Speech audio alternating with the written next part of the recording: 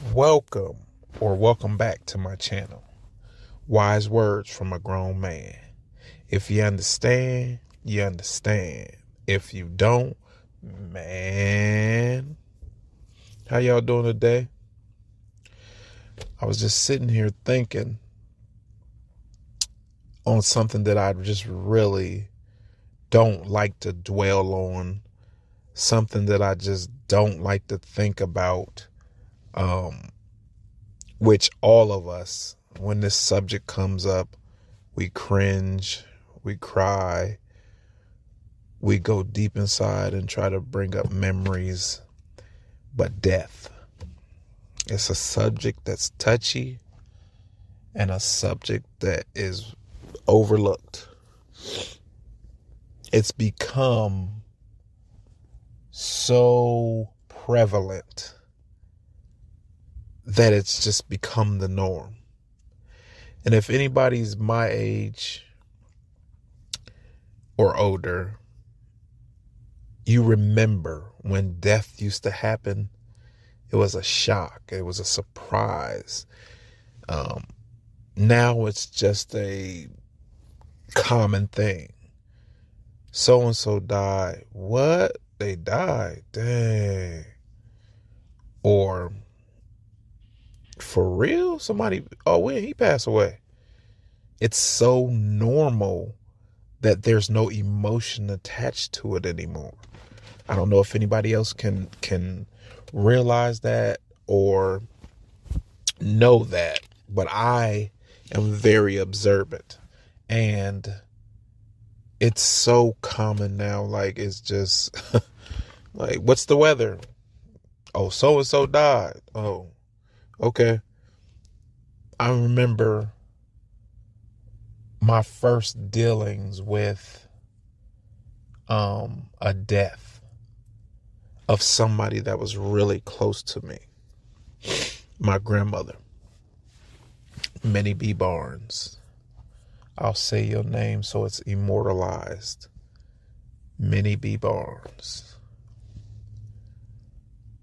She was a good grandmother, stern. We used to go over her house when my mom is busy or doing something. She'd drop us off at grandma's house. Well, we never said grandma. We always say great grandma. And her house would be so hot. I'm talking about, you can see the devil sitting over there. It was so hot. And she would have either the stories on or she would have westerns on.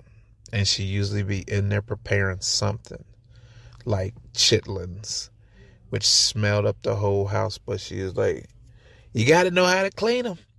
And then they won't stink, but they gonna stink while I'm cleaning them. You hear me? Now get in there and sit down. So we would go in there and sit down and wait for the food to get done. She'd cook other stuff for us because she know we wasn't eating chitlins. But I really miss her, man. I really miss her. She used to suck on her teeth and drink her Pepsi out of the glass. I don't know if you guys remember the glass. Pepsi used to come in a glass bottle, and she'd be sucking her teeth and drinking her Pepsi. And that was the first experience I had with death that close. She died of cancer. And if you guys know, cancer is going around so prevalent now. It's in the things that we eat. It's in the things that we use for our bodies and hair and whatnot. It's just everywhere. And you can trip and fall over cancer now. It's even in you. It was unheard of to see it in children or people of a younger age. It was mostly reserved, at least around the people that I knew and how I grew up. Never even heard of cancer until it came to our doorstep. And I watched my grandmother, I hate to say it like this, but I watched her melt away. I'll put it that way. She just melted away. And my mom went, we was in Lima so much visiting, and I remember the day that she passed away. I remember that day so fresh. She was, they call it the death rattle. I don't know if you've ever heard that of someone who's on their way, in their transition. They have a death rattle. I don't even like thinking about it because I never can get that out of my head. But I seen her from that day she left the hospital, and I could have swore, maybe I made it up in my mind, but I could have swore the doctor said she was cancer free. And then we brought her home, and a couple months later, it was so aggressive. It happened so fast. Within a couple of weeks or a month or so, she went from eating, my mom feeding her and grandma feeding her, to losing her hair. She was always skinny. Well, I used to call her Skinny Minnie. She was always small framed, but she just became like a skeleton. And she didn't want to drink anymore. That's when I really knew. I knew she didn't want to eat anymore or drink, and she would sleep a lot. And when we come to visit, you just hear that. I hate to be graphic, but it was very disturbing. And then she passed away, and I seen them put the Jones family funeral home. They put the purple, I'll never forget that purple blanket they put over her. And that was my first real, my uncle, Kenneth Lee, I'll make your name immortal. He was shot and killed, murdered. And we know who did it. I think he got like a year or 5. I think 5 at the most. But he didn't serve all of his time. But he killed my uncle. I'm saying all these things as death has made its appearance in families over the years. And I'm telling you my experience with death. My earliest remembrance is my Uncle Kenneth Lee. I remember my mom in the kitchen cutting up greens. I think we was probably about, I'm going to say I was about 9 or 10, maybe. And I seen my mom drop the phone in the garbage disposal. And I knew something was wrong. And we had to go to the babysitters, which was my cousin, Shalonda. I miss you, cuz.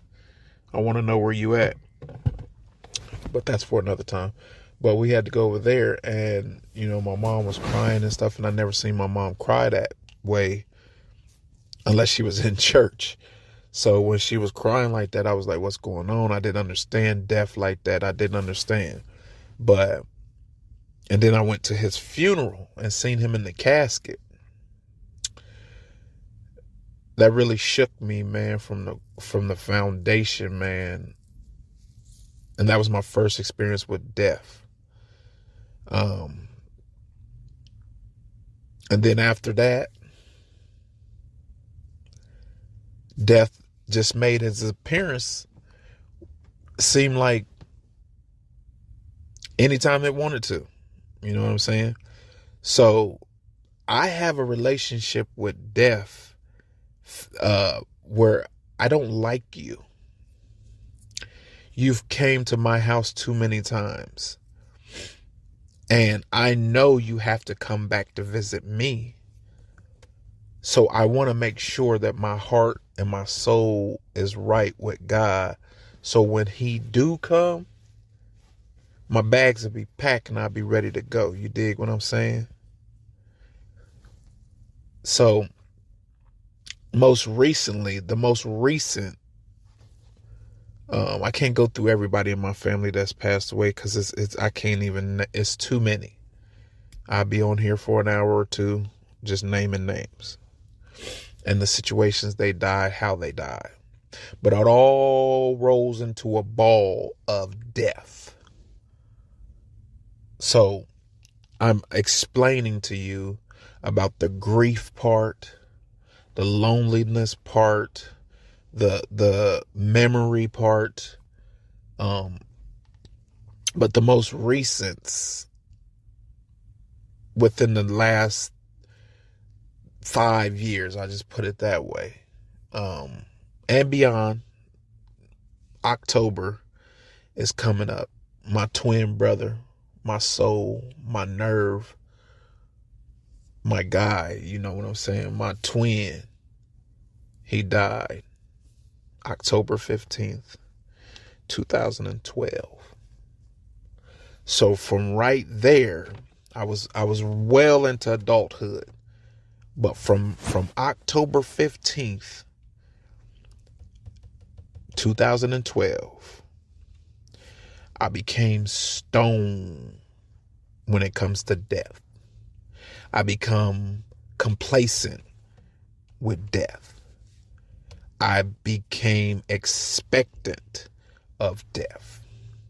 Because I said, if my brother, who I've been with from the womb and I thought was going to be to the tomb, can die, my mortality kicked in my brain like, you can die. I never thought I could die. I know that sounds crazy, but I never thought of death. And you usually don't till it hits so close to home where you be like, if it happened to them, I know it can happen to me. So when my brother passed away, I didn't go to the funeral. Everybody said, Corey, you need to go to the funeral. It'll be the last time you get to say your goodbyes, which I can't say goodbye to him because he's already gone. But being a twin, you'll never understand. I couldn't look at him in a box and not see me in the box. My mental was already frayed. I couldn't do that. I don't know where I would have been. So that whole time, I was in a blur, literally moving through life daily. I stopped eating. I didn't have an appetite. I didn't even want to drink. I didn't even know that I was in these modes. People had to try to give me protein drinks. I drank a sip of it because I was weak. I was shaking, but I was mad and I was grieving. Death has a way of, making you feel that way. Because if it was a real man, I'd have beat the brakes off of death. You hear me? But there's nothing I could do about it. There was, but at that time, I wasn't trying to hear that. Pray. Talk to God. Let him take your pain away. I didn't want to hear it. I'm rocking with God. Been in church my whole life with my parents and everything. That's all I've ever known.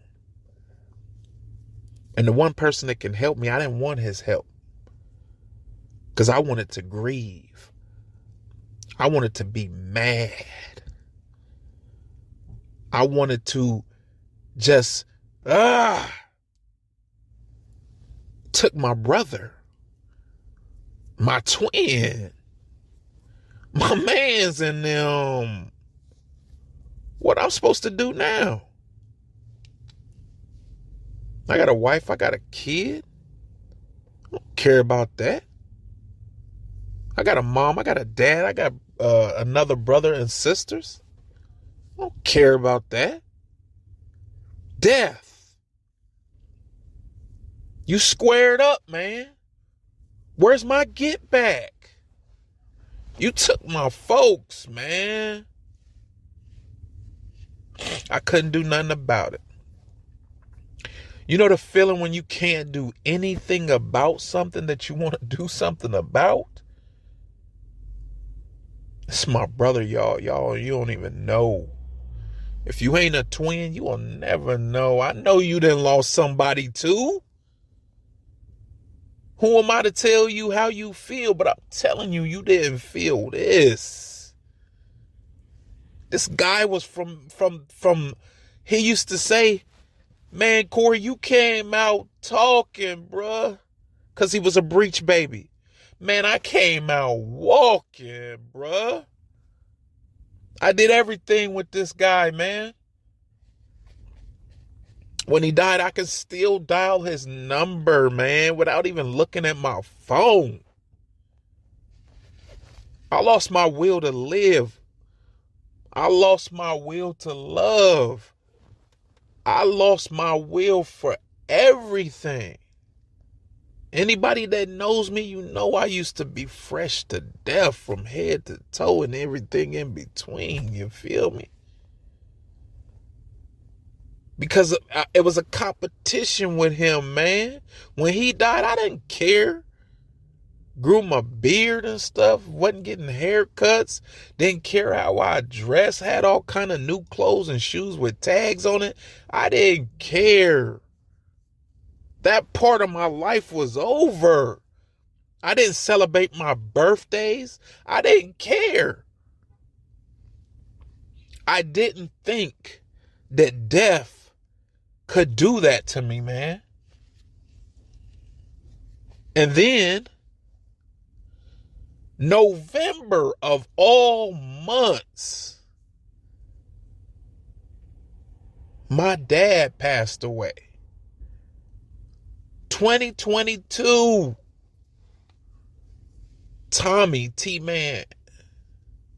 Hindu 6. Hollywood Henderson. The one I patterned my life after, man. Death came again. He said, I'm here again, man. I'm here to pick up some mail. I said, nah, man, not my dad, man. You already took my brother. Not my dad, man. Please. That feeling.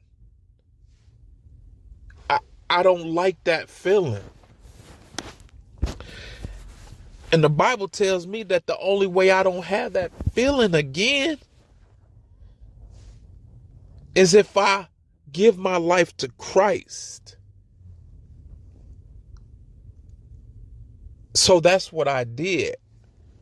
I've been a Christian, but I gave my life to God, where I said, Lord, you gotta help me.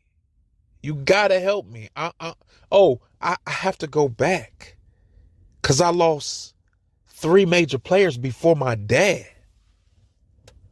My TT, my Aunt Honey, Dollar Bill, her brother, Phil, Maney. And after that, they brother, Uncle Ronnie. This all happened within Uncle Maney, Aunt Honey, and Uncle Ronnie. They all passed away within, I say, a 6-month period. If I'm mistaken on the time, it was really close. And then my dad, I had a talk with him. He said, Corey, I'm next. I said, Pops, don't talk like that. Death ain't go visit here. He took my brother. Yeah, in 2012, he took my brother, but he ain't go come back here. Not now. He said, son, I feel like I'm next. And here Death snuck in the room. and took my father. I had to respect him because God said, can't nothing happen unless he allow it. But he also said, they was mine before they was yours. He knows every hair on their head. But we take possession. We be like, no, no, no, God, you gave them to me. They're mine now. So they can't be taken back. But I'm telling you, the Bible said it's once appointed for a man to die. So if you come in this world, you got to leave it. You can't stay. There's only been a few that left here without dying, and they got to come back and they got to die. You dig? If you know, you know.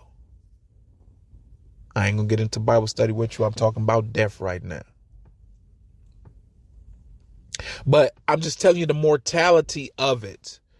The closer you get in age, you like, man, I don't know when my ticket going to be punched. When death going to visit me. Because he do his job and he do it well. He don't have to do his job. You feel me? Like we be at the job, we be leaning instead of cleaning. You know what I'm saying? But no, when he got a job to do, he do it. And you can't talk him out of it. You feel me? Ain't no nothing you can offer him. No words, no slide, no smooth. You know I'm smooth as baby, or no disrespect, not the diddler. But I'm just saying. You feel me? And a little laughter in the middle of this soliloquy of death. I'm smooth, but I can't talk my way out of that one. When God releases, say, yes, go get him. You better be right in your mind. You better be right in your heart. I strive to be that way every day. Yeah, I get taken over sometimes by other stuff. Have my mind on this and have my mind on that. But I told God, I said, Lord, I love you. I rep you. You in my heart and my soul. And I want to be right. So when I step over into them gates and I walk through them gates, the Bible says you will know them as you knew them. So I will see my brother. I will see my uncles. I will see my aunts, my cousins that passed away. I will see them again. They won't be my brothers and my uncles and all that and that.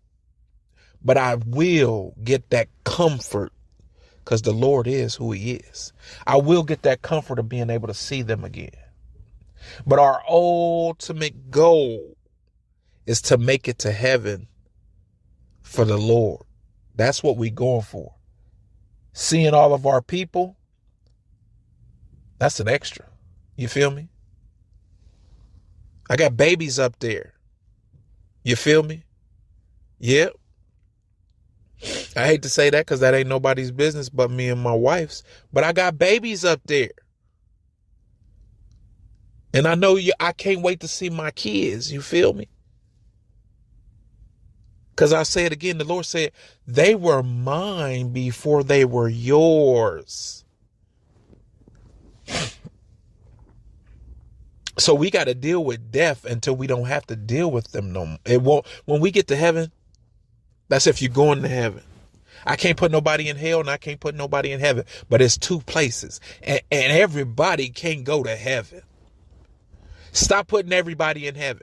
If you know he was bad as can be, treacherous as can be, stop. If he didn't give his life to the Lord, that's not where he is. That's not where she is. That's not where they are. We got to come to realization we've been tricked and bamboozled in this world we living in, man. Anything is acceptable now. Nah, that ain't how God rock. I'm not perfect, but I know what's right and I know what's wrong. And I'm not going to go down a path just because somebody say it's cool. No, that inner being in you, that inner God in you, it be telling you, no, that don't go there. Don't go down that alley. Don't go to that party. Don't get in that car. But we be like, man, I'm grown, man. Can nobody tell me what to do? I'm doing what I want to do. You feel me? So you got to deal with the consequences of whatever happened. But I'm just telling you, I ain't trying to preach to you. You know what I'm saying? I'm just trying to tell you the real. If you believe it, you believe it. If you don't, hey, man, I can't do nothing about it. So, if you dealing with death, you dealing with grief,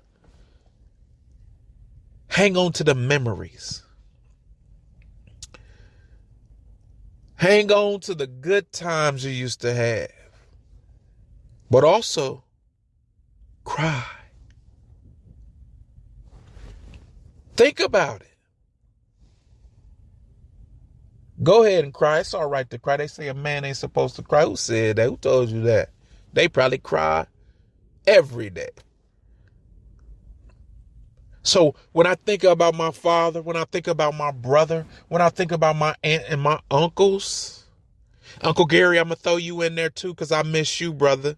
You taught me a lot of stuff that you didn't think you could teach somebody, but I was taught just by hanging around you and my dad. Think about them. Cherish those memories. Visit it every once in a while. Cry a good cry. But just know death doing his job. You know what I'm saying? Sometimes you can, I'm going to take that back. Sometimes if you being obedient to God, he'll make death stand back and behave, if you dig what I'm saying. It might have been your time to go, but you done prayed and you done tarried with the Lord, and he'd be like, ho, I'm going to give him a little bit more time. Thank you, God. Thank you, God. I appreciate that. But I tell you this, know what you know, man. Know Christ. Just know Christ. That'll be a great ending to your story. When they close your book and they read your obituary, that makes it easy for us down here on earth still to feel a little bit better, knowing that, yes, my person or my people have passed away, but I know where they going. So death, nana, boo boo. Yes, you took my people, but hey, they going somewhere where we know that it's all right. It's harder when you know they wasn't right and you know they gone. That's real hard, man. I'm done. I'm gonna stop right there. That's enough pain for one session, you did. But I thank God for letting me get it all in one take, you did. So I appreciate y'all hanging with me. I appreciate y'all feeling sad with me. If you had to go back and listen to this again, do that. Share it with somebody. Like it. Let me know that you're feeling me. Comment on it. You did? So till next time, it's wise words from a grown man. If you understand, you understand. If you don't, man,